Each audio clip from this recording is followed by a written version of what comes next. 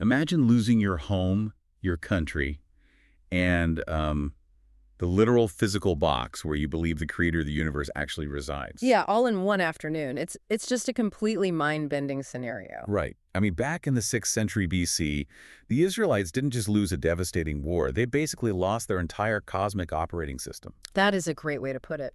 So, when the world feels chaotic today and the institutions you rely on start to, well, crumble beneath your feet, how do you find your footing? Feels heavy question. It really is. Yeah. But today's deep dive into the historical and theological record proves that sometimes losing everything external is exactly what's required to build something unbreakable internally. Exactly. The source material for this is just fascinating. Yeah, we're looking at ancient texts, historical analyses of the Babylonian exile, and the strangely hidden nature of modern idolatry.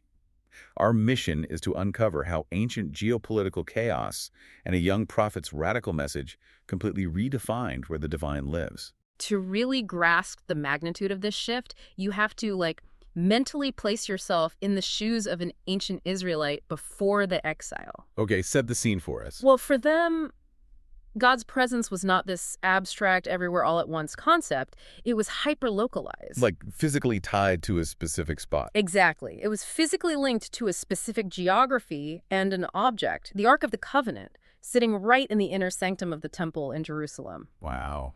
Yeah, the theology of the day leaned heavily on the idea that God was literally, spatially there just because of that physical box of gold and wood. It's almost like having the entirety of your life, your identity, and your security backed up on one fragile physical hard drive. Spot on. You hold it and think, my salvation is in this object. Right. If I lose this, I lose everything. And then comes the ultimate nightmare. The exile. Yeah, the Babylonian Empire sweeps in, the temple is completely leveled, and the people are forcibly deported to Babylon for 70 years. The hard drive is smashed. Smashed to pieces.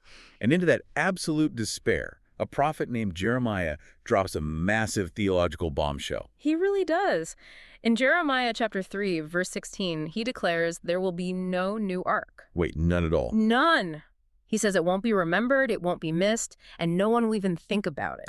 That is wild. I mean, if God isn't tethered to a specific ZIP code or a golden box anymore, how did these exiles actually process that? Well, it forced this radical, agonizing evolution. The texts describe a pivot from external reliance to internal transformation, which culminates in what's called the New Covenant. Right. The historical text referenced Deuteronomy 30, which introduces this really fascinating phrase, a circumcision of the heart. Unpack that a bit for us. So in the ancient world, physical circumcision was the outward fleshly marker of belonging to the community, right? Right. By moving that concept to the heart, the text is talking about cutting away the stubborn, insensitive outer layer of the human will. Ah. So the core of a person becomes entirely responsive to God? Precisely. The theology shifts from a God who dwells in a stone building to a God who lives within the people themselves through the Holy Spirit. So the people themselves become the architecture. I know later on in the New Testament, 1 Corinthians 3 explicitly says the community of believers is the temple. Exactly. And the foundational change here proved that God's presence cannot be besieged or burned or limited by worldly defeat. So God can be just as intensely present in a pagan city like Babylon as he ever was in Jerusalem. Yes. You don't need the physical hardware anymore because the presence has been integrated into the human soul. Okay, but delivering that kind of paradigm-shifting message to a nation that is terrified and stubborn seems impossible. Oh, it was a massive burden. You'd think you would need this seasoned, hardened statesman for the job. But instead, the narrative introduces us to a very reluctant teenager. Yeah, God calls Jeremiah when he is young, insecure, and completely overwhelmed. He literally protests his own calling, doesn't he? He does. He says, I am only a boy. I do not know how to speak. He is terrified. Yet the text says he is appointed as a child over the nations. That is a heavy title for a kid. It is, and the linguistic details of his early calling are incredibly rich. There's a vision recorded early on where God asks Jeremiah what he sees. And he replies that he sees a branch of an almond tree. Right. Now, in English, that just sounds like random agricultural imagery. But in Hebrew, there's a profound phonetic wordplay happening. Oh, I love a good ancient wordplay. What is it? Well, the Hebrew word for almond branch is shaked. And that word sounds almost identical to the Hebrew word for watching, which is shakad. Oh, wow. Yeah, so God uses this audio similarity to tell Jeremiah that he is watching over his word to see it fulfilled. So the very blooming of this specific tree is like a built-in phonetic promise. Exactly. Every time he sees an almond branch, he hears the word watching. It's a linguistic anchor for a terrified kid. It's a brilliant psychological reassurance, really. It takes the pressure entirely off Jeremiah's rhetorical skill or bravery. Because the message doesn't depend on him. Right. The divine author is the one ensuring it comes to pass. And initially, it looks like Jeremiah gets this massive public validation. Right around the same time, King Josiah, who is actually about the same age as Jeremiah, is doing a massive renovation of the physical temple. Yes, the crumbling physical temple. And during the rubble cleanup, the high priest Hilkiah stumbles upon a forgotten scroll. The book of the law. Right, essentially the foundational text of their entire civilization. It had just been stashed away and lost during the reigns of corrupt kings. Yeah, imagine just finding the Constitution during a kitchen remodel. It's crazy. So Josiah is devastated by how far they've strayed. He reads it publicly, gathers the nation, and initiates these sweeping outward reforms, like a massive renewal of the Passover festival. On paper, it looks like exactly the revival Jeremiah would want. But the historical record reveals a deep, tragic flaw, doesn't it? It does. Jeremiah perceives that the people's repentance is entirely superficial. They're going through the motions of the newly rediscovered rituals. But internally, their devotions are still fractured. They are still quietly participating in the local idol worship. It's essentially like trying to cure a systemic blood infection with a topical Band-Aid. That's a great analogy. Sure, the skin looks a little better from the outside, but the patient's internal organs are still shutting down. Jeremiah wasn't looking for religious routine. He was demanding a total internal teardown. Exactly. But looking at the broader narrative, why start with someone like Jeremiah at all? Why bypass the established priests or confident leaders, or even King Josiah himself, and center the heaviest burden on a kid who admits he's starting from zero? Well, the theology presented here consistently circles a concept known as resurrection power. Okay, meaning what? It is the deliberate divine strategy of using the weak, the empty, and the reluctant. If a highly charismatic political leader had brokered this shift, history would credit human ingenuity.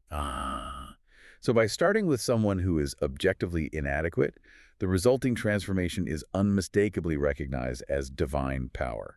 Exactly. It systematically strips away human pride. You can't rely on your own strength when you clearly don't have any. And because the message required that deep internal teardown, it violently collided with the political realities of the ancient Near East. Oh, the geopolitical chaos happening around Jeremiah is staggering. You have the dominant Assyrian Empire suddenly collapsing, creating a massive power vacuum. And instantly, Egypt and Babylon are rushing into battle for global dominance. King Josiah tries to intercept the Egyptian army and is tragically killed in battle at Megiddo in 609 BC. Which is devastating for Judah. And a few years later, Babylon, led by Nebuchadnezzar, crushes Egypt. And tiny Judah is caught squarely in the crossfire of this proxy war. Right. And inside Judah, during the reign of Josiah's successor, King Jehoiakim, a fierce ideological civil war breaks out. Jeremiah and his faction look at the broken covenant and argue the unthinkable. They say Judah must surrender to Babylon. Because they interpret the impending invasion as a necessary divine discipline. But the royal establishment is completely blinded by arrogance. They oppress the poor, levy heavy taxes, and continuously chant, "The temple of the Lord, the temple of the Lord." They've reduced the physical building to a magical talisman. Believing that as long as the architecture stands, Jerusalem is invincible. Which is the exact false security Jeremiah was trying to dismantle. And King Jehoiakim gets so enraged by Jeremiah's prophecies that in 604 BC, he literally takes the scroll containing Jeremiah's words, slices it up with a scribe's knife, and throws it into a fire. Piece by piece, he thinks he can outsmart the prophecy by destroying the paper. But the irony here is monumental. Burning that scroll didn't censor the message. It forced a rewrite that changed world history. Yes. Jeremiah and his scribe Baruch just sit down and write a new, expanded copy. And that new copy gets smuggled out and sent directly to the exiles already living in Babylon. The textual history of that specific moment is crucial. Historical analysis suggests this rewritten scroll eventually became the foundation for the Greek translation of the Hebrew texts known as the Septuagint. Because it went to Babylon, it entered the global bloodstream of the diaspora. Exactly. And centuries later, the Septuagint became the primary text used by early Christians to spread their message across the Greco-Roman world. Meanwhile, a longer version of Jeremiah's scroll remained in Judah and formed the basis for the Masoretic text. Which is the authoritative Hebrew Bible today. That is an incredible aha moment. If the king hadn't thrown a tantrum and burned the localized copy, the global version might never have been forged. The message literally went viral because of censorship. So the scroll arrives in Babylon, and a young, brilliant exile named Daniel reads it. Yes, and through Jeremiah's words, Daniel pieces together that this desolation has a 70-year expiration date. And because Judah's leaders rejected the covenant, Daniel interprets that the rule of the heavens has temporarily passed from Israel to Gentile empires. That's the framing in the text. Wait, hold on. I have to wrap my head around this framing. The texts referred to King Nebuchadnezzar, a ruthless dictator who slaughtered thousands as God's servant. I know, it is a jarring concept. How does the historical theology justify assigning a divine title to a brutal foreign invader? Well, it is central to the ancient understanding of sovereignty. The texts argue that even secular, pagan, violently oppressive empires are unwittingly utilized in the broader sweep of divine history. So Nebuchadnezzar wasn't a righteous man, but he was a blunt instrument. Exactly. Used to shatter the false security of Judah, the Israelites had localized God to the point of treating him like a national mascot. So allowing Babylon to conquer Jerusalem was the devastating proof that the Creator is in absolute control of all nations. Yes, even when history looks like pure, unfiltered chaos, eventually the texts show even the Babylonian kings being forced to acknowledge that only Yahweh holds true authority. And the root cause that brought this blunt instrument down on Jerusalem in the first place was idolatry. Yes, it was. But the historical analysis we're looking at makes a very compelling pivot here. If you think idolatry is just ancient people bowing down to statues of golden calves, you are completely missing the mechanism of the danger we face right now. Oh, absolutely. Idolatry isn't about ancient metallurgy. It's an underlying psychological and spiritual attitude. It is literally anything that takes the rightful place of ultimate authority in your life. It could be your stock portfolio, your career trajectory, or even hypermodern cultural ideals. The physical object is completely irrelevant. The heart's devotion is what matters. And the theological texts point out two extremely subtle, invisible modern idols. Rationalism and mysticism. Let's look at how these actually function. Sure. So rationalism is the strict reliance on human logic to explain and control reality. But it isn't necessarily loud militant atheism, right? No, not at all. It is often just a quiet ignoring of God's authority in daily life. I mean, you might theoretically believe in a higher power, but you live practically as if human intellect is the ultimate judge. Right. And what about mysticism? That word makes it sound like you're consulting a crystal ball. In this context, modern mysticism is the habit of confusing human psychological or emotional experiences with the Holy Spirit. Like mistaking a post-workout endorphin rush for divine approval. Exactly. Or a deep sense of emotional inner peace after making a completely selfish decision. It treats a feeling of self-discovery as objective divine truth. Wow. So both rationalism and mysticism ultimately displace the human being back on the throne. Exactly. That brings us to what the texts call the ultimate idolatry, associated with the spirit of Antichrist. Now, stripping away the Hollywood horror movie connotations, the texts define this simply as the arrogant belief in self-redemption. Right. The ideology that humans possess some intrinsic divine spark and that we can save ourselves through moral improvement or psychological effort. Completely bypassing the need for grace or resurrection. Yes. This mirrors our modern life hack culture so perfectly. We are bombarded with the belief that if we just read enough self-improvement books, optimize our routines, and cold plunge every morning, we can be the absolute CEOs of our own salvation. We write God out of the equation because we think we've engineered a better system. Even religion itself can become an idol if it's treated as a ladder of human effort. Look at the Apostle Paul before his conversion. Yeah, he was a zealous, fiercely religious man, but he was persecuting the early church because his worldview was built on human rule-keeping, not divine grace. So what does this all mean for someone who doesn't think they worship anything? How can an internal emotion be an idol? Well, the fundamental danger is confusing moral, psychological improvement with actual spiritual regeneration. Trying to solve a spiritual deficit with purely psychological tools is Well, it's like trying to smell a math equation. That is a brilliant way to put it. It's just the wrong receptor. Exactly. And the texts clarify this mechanism beautifully using 1 Corinthians 2.14.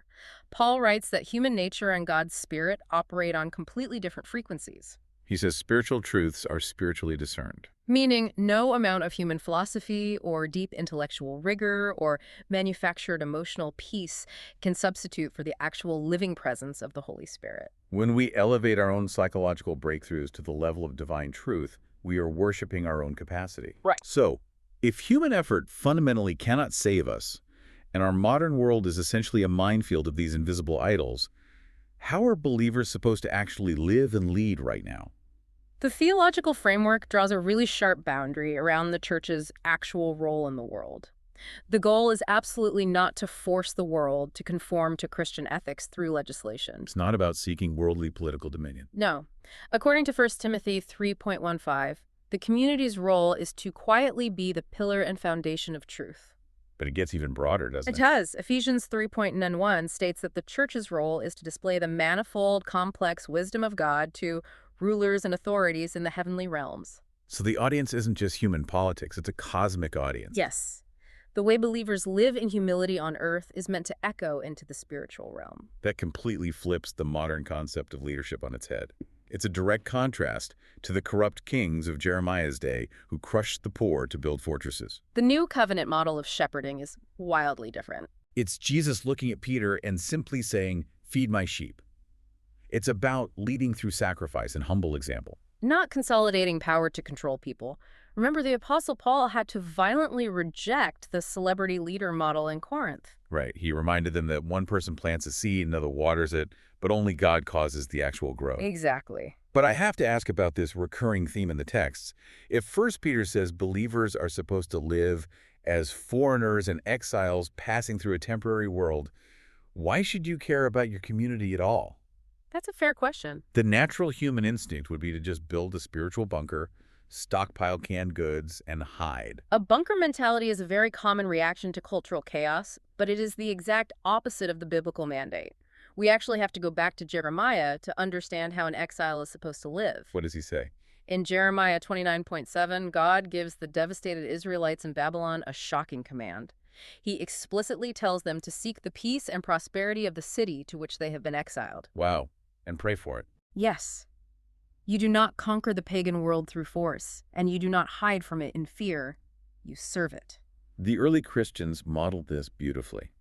They lived out the principles of the cross love, sacrifice, service. They expose the unfruitful works of darkness, not by screaming at the culture, but by living in the light with profound humility. Trusting God's ultimate timeline rather than trying to violently engineer it themselves.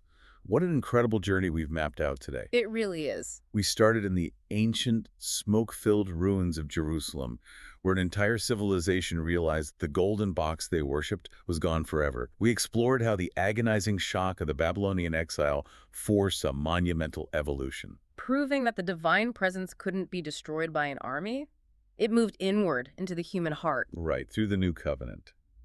We watched a terrified kid named Jeremiah stand up to kings, and we saw how a corrupt ruler's attempt to censor a text accidentally globalized the message. Setting the stage for the Septuagint and changing world history. And crucially, we decoded how idolatry isn't about ancient statues at all. It's about anything. Our intellect, our emotional highs, or our obsessive modern drive to life hack our own redemption that tries to usurp ultimate authority. Exactly. So the next time you feel completely overwhelmed by global instability, or you feel that crushing modern anxiety to fix your life entirely on your own, remember the exiles.